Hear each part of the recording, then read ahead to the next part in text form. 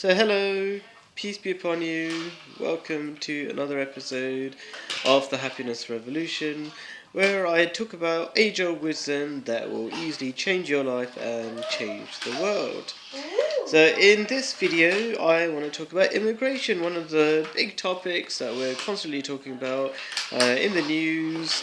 And there are so many different opinions about it. So, what is the spiritual solution to this age-old problem? It's not a new problem. People have been moving from one country to another, and you will know that if you know the history of any of the religious leaders or religious founders known as prophets, they're very well known, like Jesus, to have moved from one country to another, and maybe not so well known. Maybe not everybody knows that Jesus travelled a lot. But many of the prophets, they all emigrated from one place to another. Is a very common thing that happened in their lives. So, in so basically, immigration is not a new thing, and it's definitely known in the spiritual realms. And so, what are the quick solutions? The solution is that a country is like somebody's house, right? So you should welcome guests, but at the same time, the guests don't have a right to just walk in. There has to be some sort of system. It's just like a company. You can't have people walking in and out of a company. And you can't say that there should be no borders at all. That's like, because then to what extent do you say that? Are there no borders to your personal house? Does everybody have the right to walk in and out of your house? That's not realistic either. So you have to have the right balance that we should treat. We're all like different families, part of the human. We're all small groups or small families within the larger human family. So we should take care of each other, but we don't. There are limits to other people's rights, so they can't just walk into your family or whatever. But they should be welcome to some extent, and especially people who are suffering in other countries. If you welcome them, then you will benefit. That is the spiritual value behind that.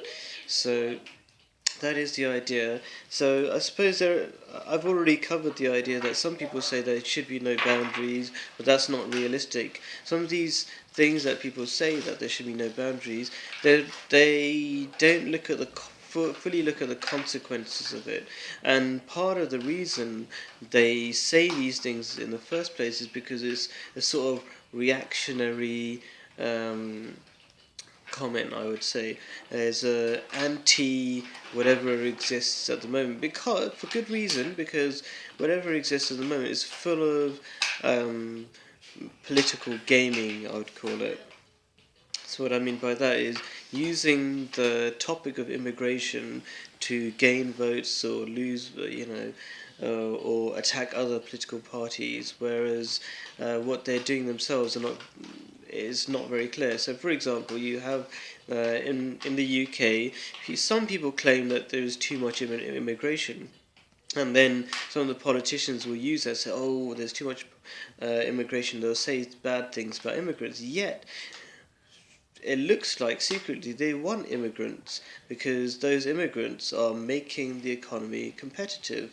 And it's quite well known. It might sound like a racist thing, but it's quite well known. Even I know there are British people who won't employ British people because those British people have got too accustomed to the free services in the country and are quite comfortable not working and just using the benefits from the country. And the people who are immigrants aren't used to that, and they don't necessarily get that, so they're willing to work really hard for the money. So it's not that British people are bad by nature or something, or lazy by nature. It's just that a lot of them have got accustomed to the benefits. And so what I'm trying to say is that yes, the country does benefit from immigration, but unfortunately, due to the political gaming by politicians, they've made the whole whole issue very complicated and very ugly, and so a lot of people have been saying things that are exactly the opposite, because they want a revolution, they want change, but asking for change and saying exactly the opposite things of what politicians say is not the solution. What is the sensible solution? It would be to, yes, allow immigration and try to be as welcoming as possible, and it is very possible, and it does help the economy to allow that. But there should be some limits, sensible limits, just like you would have in your house. So everybody has different limits.